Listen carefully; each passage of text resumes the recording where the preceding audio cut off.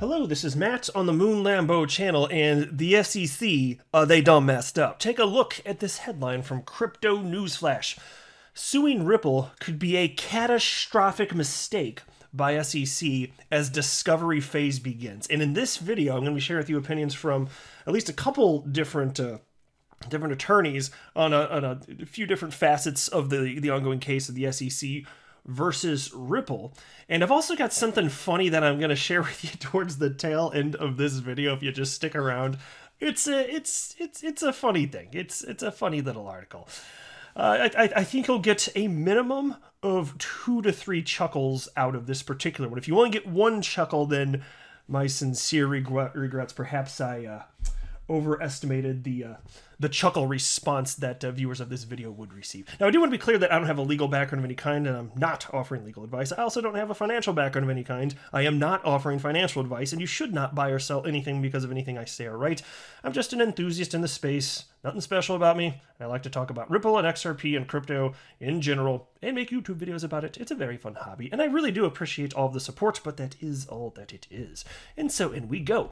Ripple's fair notice defense is increasingly crystallizing as a central point of contention in the early stages of its litigation with the U.S. Securities and Exchange Commission. The company argues that it could not reasonably have known that XRP was a security. In its fourth defense, Ripple wrote the following, and this is a snippet from the actual legal document that Ripple wrote. Here, due to the lack of clarity and fair notice regarding defendants' obligations under the law, in addition to the lack of clarity and fair notice plaintiffs' interpretation of the law, Ripple lacked fair notice that its conduct was prohibited. Yeah, and so I do think, just given the fact that it was 8 freaking years, I tell you what, I would not want to be the SEC attorney that has to argue that it was perfectly rational from their wait 8 years to bring this and let markets develop, let all these additional millions of investors be harmed, because that is what happened. Millions of investors and people have purchased XRP. So they allowed more people to put themselves in harm's way by their inaction, and they're going to come in.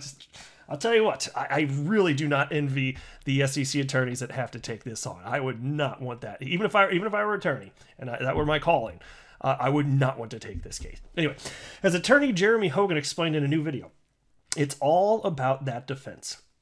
If the judge agrees with the SEC and rejects this defense as improper, as the U.S. agency urged in one of its recent letters, numerous other arguments by Ripple would be null and void. And so that's why, and I mentioned this recently too, like that's the reason that this is such a big deal, but I'd be honestly very surprised if they weren't able to use this particular defense, especially after getting opinions from Jeremy Hogan as well as at least a handful of other attorneys that were willing to speak publicly on the topic.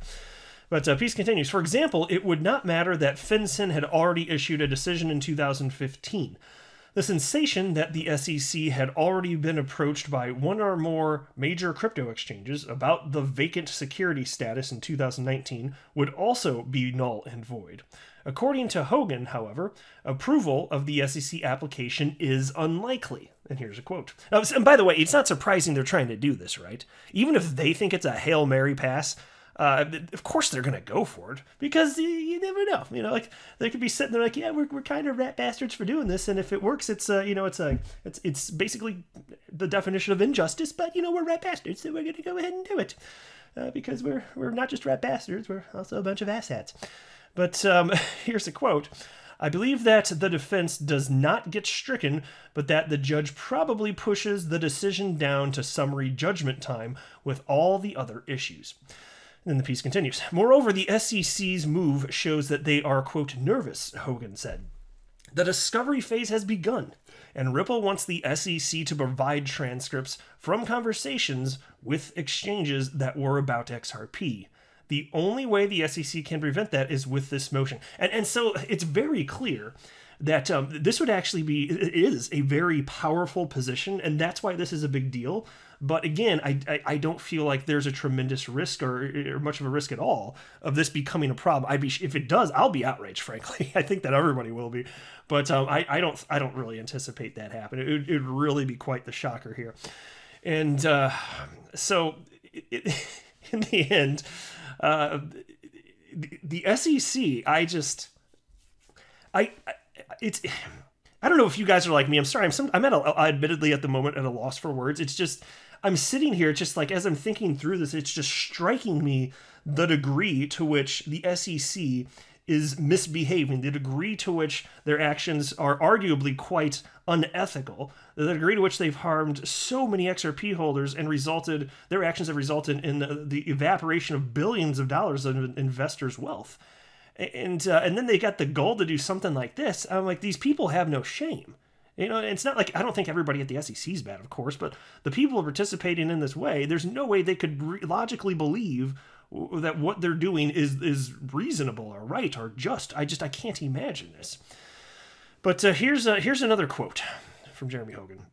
And what this tells me is, not only is the SEC worried about the affirmative defense, they are also worried about what Ripple might find out in discovery. This is the beginning of a discovery battle, and it's apparently the SEC who might have some skeletons in its closet. And in order for Ripple to find out what they are, they're going to get past this motion. These are the opening volleys of fight over information and secrets. Lots of these letters in the coming couple of months will argue over what is discoverable, and more importantly, what isn't discoverable. And this is where the case will be lost or won. And so I can only imagine, because when you're talking about this fair notice charge, which is a major point for Ripple, I mean, it's like a slam dunk point, basically. You gotta wonder, what are these internal communications or communications to other exchanges or maybe other business entities that we're not going to know about if the SEC is victorious on this front? Because you talk about skeletons in the closet, I'm willing to bet there's all sorts of them. So it'll be interesting to see what happens. Now, the other day also, I'm not going to go through this article, but I just wanted to mention this so that I can segue into what I'm going to wrap up the video with, which is hilarious to me. Do you guys remember me covering this the other day? SEC wants 8 years of personal financial records from Ripple executives, which, holy hell, talk about an overreach. 8 years? Mind you, Brad Garlinghouse joined Ripple in 2015. Now, I'm no math wizard, but that sounds strikingly similar to, if not exactly to, the number 6. 6 years, not 8. So what if the other 2, like a couple bonus years just to be like mega asshats? Well, we sure really don't need that financial information, but we are asshats, so why don't we go ahead and, just try and get 8 years of personal financial information that's not pertinent to the case. Let's just go and do it. We're asshats. Thank you, Mr. SEC man, soft-spoken SEC man.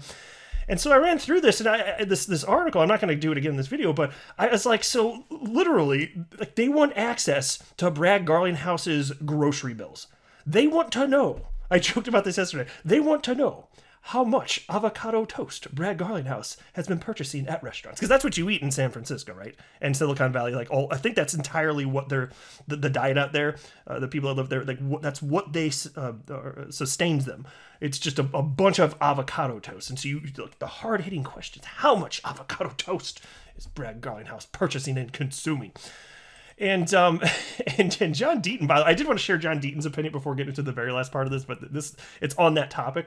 Attorney John Deaton wrote, a 2-year investigation that looked at their corporate conduct over 8 years, and the SEC couldn't find any evidence to charge Brad Garlinghouse, Chris Larsen, or Ripple with fraud.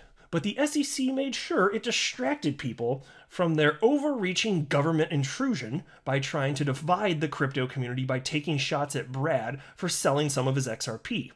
I tweeted below recently, they didn't charge fraud because they couldn't. So why do they want to know how they spend their money in a no-fraud case? To further divide and distract. Maybe they can find a few extravagant purchases and then leak it to the press so people talk about that nonsense instead of the SEC acting like Big Brother. If they can paint Brad and Chris in a bad light, then people might believe they deserve it all. I don't know Brad or Chris from Adam. They may be generous, kind, amazing humans, or they may be jerks. Either way, it doesn't matter. What matters is that our government is acting like a totalitarian regime. I want to know Bill Hinman's and Jay Clayton's connections to Bitcoin and Ethereum, not how Brad or Chris spend money. So well worded. I really appreciate the stuff John puts out there, and he words it so well too. It's just, he like really strikes at the heart of it. It's just powerful stuff. And so I wanted to highlight that. First of all, that was a new opinion. I had not shared John Opinion's opinion on that on the channel here. And now that you're all aware of the SEC's overreach, trying to get 8 years of personal financial records, let's jump over to Xrp Productions. You guys familiar with Xrp Productions? Xrp Productions is a blog and a Twitter handle also. It's basically like The Onion, but for the XRP community. I'm sure I've highlighted them on the channel before. Hopefully a lot of you are already aware. They just write up funny articles. Like, they're written in a way that it's serious, but the content is clearly absurd, and I get a kick out of it. I think it's funny. And so there's a new one that was spawned as a result of this stupid overreach. 8 years of personal financial records. And so here's the headline from Xrp Productions. SEC demands Netflix viewing history of Ripple executives. I saw that. I couldn't help but laugh. I was just like, but they probably will want this to be serious. Like, what if this is a real article? A bunch of asshats. Oh man, did the headline alone get at least 2 to 3 chuckles out of you? Did you get at least 2 to 3 chuckles? If not, okay, maybe I'm misreading the room and it's not a funny story. I think it's funny though. So take a look at this. Making the latest in a series of bold legal moves against the blockchain payments company, the U.S. Securities and Exchange Commission issued subpoenas late Friday which call for the full and complete Netflix viewing history of Chris Larson, Brad Garlinghouse, and other executives at Ripple. I love this stuff. The Big Short, The Bachelor, Tiger King, said the SEC's official letter to the court. There could be something in there that proves they knew the XRP they were selling were securities, and we have a right to know about it. A right to know about it. I think they got a picture of Riverdale, which I've heard of. I've never watched it before, though. But it's like a little image of Riverdale. I guess, I don't know if it's a Netflix series or what, but it's on Netflix, I guess. Riverdale. Oh, yeah, okay. Riverdale, one of many Netflix shows the SEC may see in the subpoenaed Netflix viewing history of Ripple execs, perhaps proving their prior knowledge that their sales of XRP were indeed securities. It's going to do it. It's going to do it. They're going to find out. So talk about skeletons in the closet. What about Brad Garlinghouse's Netflix skeletons? Oh man, maybe I'm having too much fun with this. I like this one though. Anyway, officially responding early Saturday, Ripple CEO Brad Garlinghouse has called the latest SEC demand, quote, senseless and desperate. I won't tell them what I've watched, but I will tell them what I'm planning on watching, said Garlinghouse to Xrp Productions reporters. A little show called How Ripple Kicked the SEC Bully in the Nuts. Okay, there we go. And that's how you wrap up a Moon Lambo videos, guys and gals. That's how you do it. With the cherry on top. Tell me how many chuckles you got in the comment below on that one. I am not a financial advisor. Do not buy or sell anything because of anything that I say or write. That would be a very, very, very bad idea. Until next time, to the Moon Lambo.